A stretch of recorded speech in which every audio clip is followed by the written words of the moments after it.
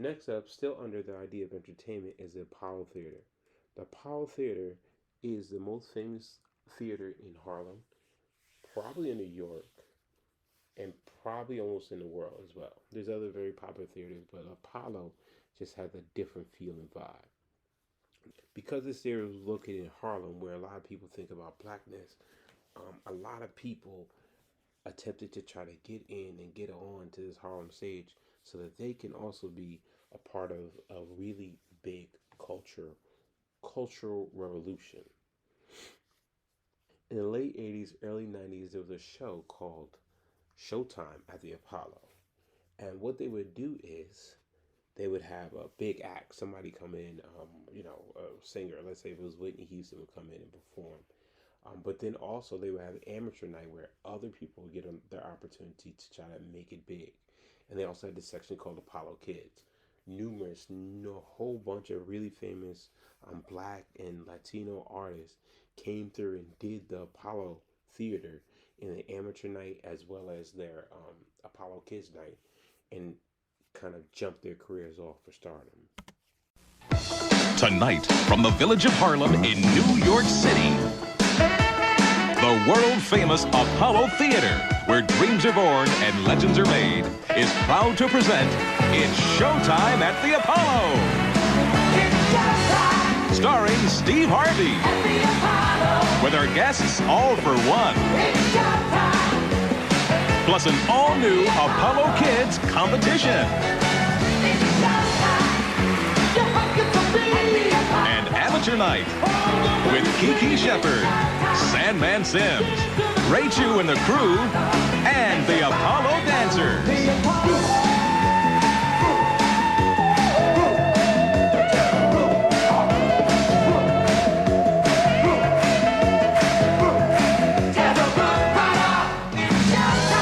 Tonight's show is dedicated to the Tree of Hope, an Apollo legend.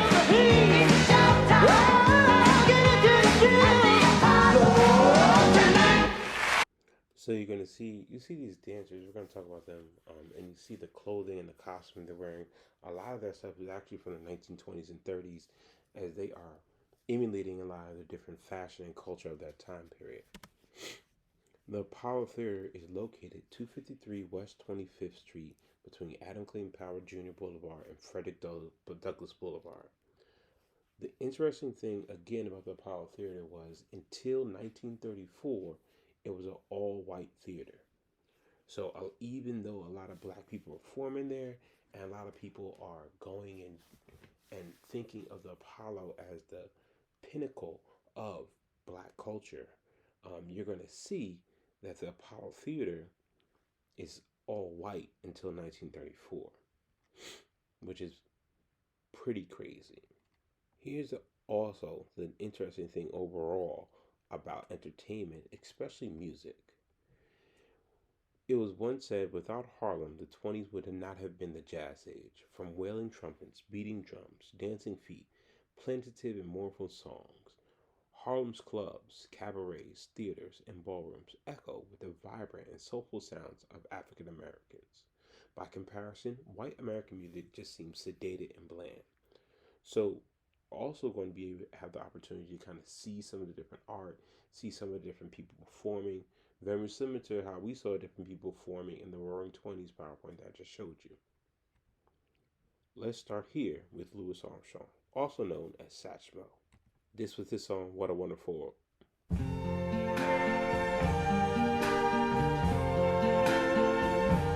I see trees of green, red roses too. I see them bloom for me and you. And I think to myself, what a wonderful world. Also, you have Duke Ellington. Duke Ellington was one of the greatest jazz performers ever. This is his famous song, Sea Jam Blues.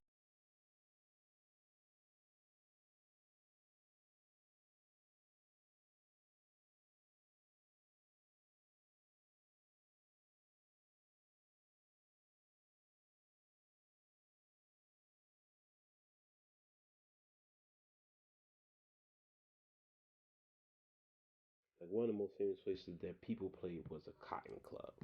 So at the Cotton Club, they mentioned that the movie Life inside the Roaring Twenties PowerPoint, you're gonna see that these people like Louis Armstrong, Duke Ellington is gonna perform at places like the Cotton Club. They're gonna perform at places like Apollo, so that they can have their music out there in the world.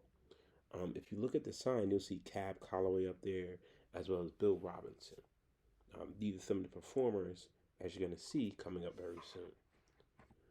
Here's some more people that did entertainment. These are singers. So, Bessie Smith was one of the most famous blues singer ever.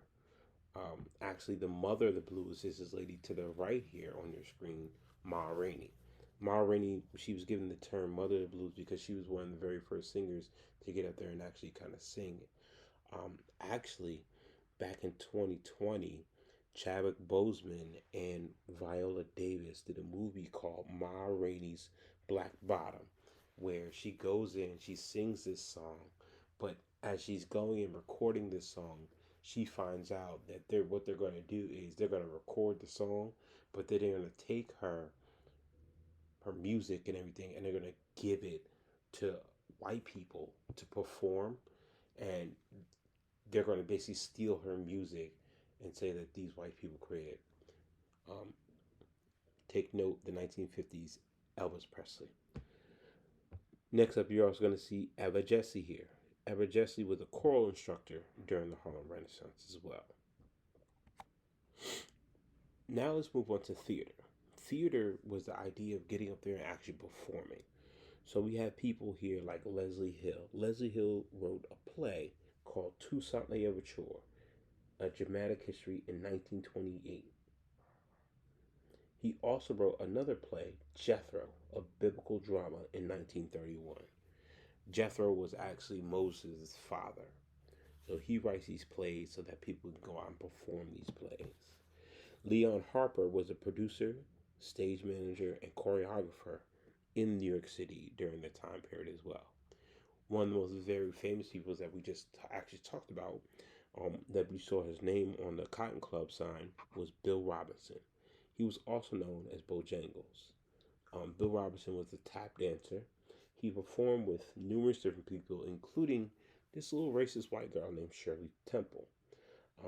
Bill Robinson was actually one of the very first black people to actually perform without that black face on. Minstrel is those people that they put blackface on, and they burn a cork, and then they put on black soot on their face, and then they have like really big lips. I think we've talked about it before, but the idea and concept is it's a caricature of black people. So because of him, people were allowed to just kind of be them regular selves. Here's Bill Robinson tap dancing.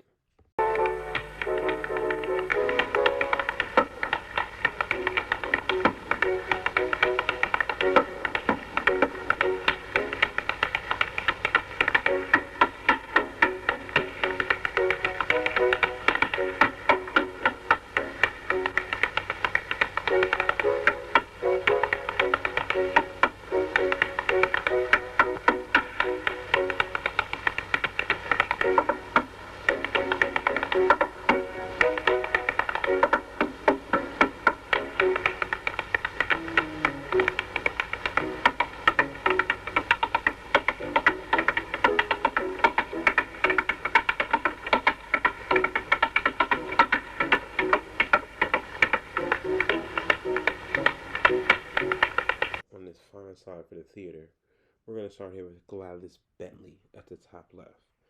She was a black woman. She was a lesbian, cross-dresser, and she performed at numerous speakeasies and cabarets and shows like that. However, we talked about the idea of when people started the speakeasies, after they ended the speakeasies and brought back alcohol into the group, the idea of this lesbian crossdresser black woman kind of going out here and doing stuff is not really popular anymore. So she then moves down to South Carolina, where she kind of relocates and just kind of fades off into the existence. Next up, if you look at the bottom left, you'll see Paul Robeson. Paul Robeson is actually from New Jersey. I think he's from Princeton. Paul Robeson is actually one of the most famous people actually go to Rutgers. If you go down to Rutgers in Newark, you'll see that he has a student center named after him. In New Brunswick, he has like a actual like a building. It's called the Paul Robeson Center. It's on Bush campus. I believe in Camden, he also has like a academic building. Because of him being such a famous person from Rutgers, he played on their football team. He sang in their choir. He was an actor.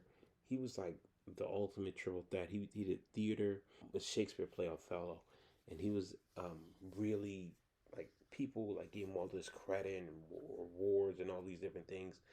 He was the person right before the big Sidney Poitier, who we're going to talk about more about later. But this is Paul Robeson. You're going to hear his voice super deep. There's an old man called the Mississippi. That's the old man that I'd like to be. What does he care if the world's got troubles?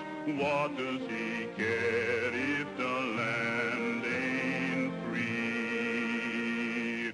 Old Man River, that old man River, he must know something, but don't say nothing. He just keeps rolling. He keeps on rolling along.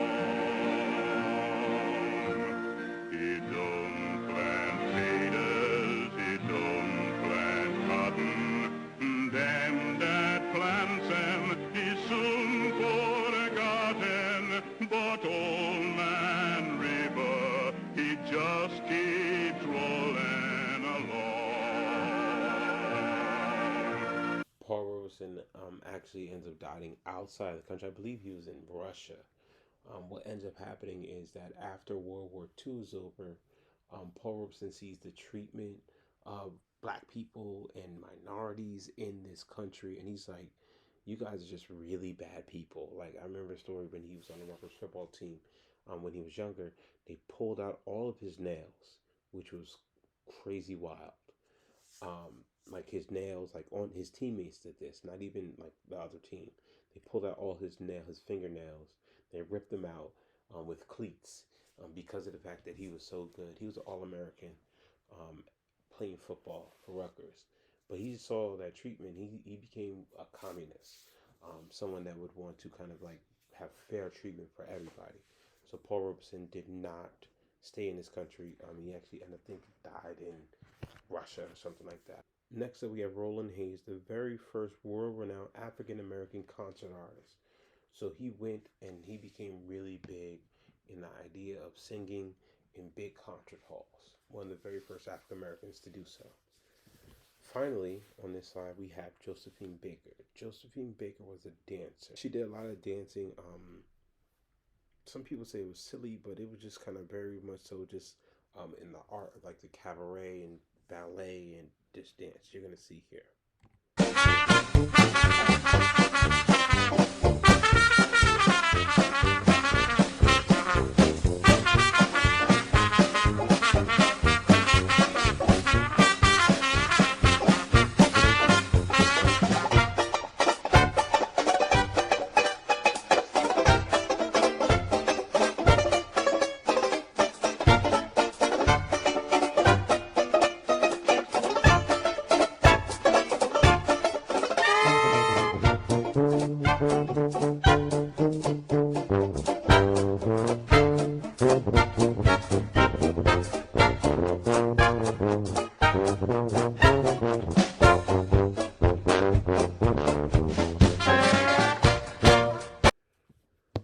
Funny enough, Josephine Baker, after World War II starts, she actually turns into a spy for France. And she goes into Germany and she gives information about what's happening with the German people to kind of help support that war effort. You're going to see a lot of these different people when World War II does come around. A lot of these people are going to start doing other things to help the country move it forward, even though the country treats them so badly.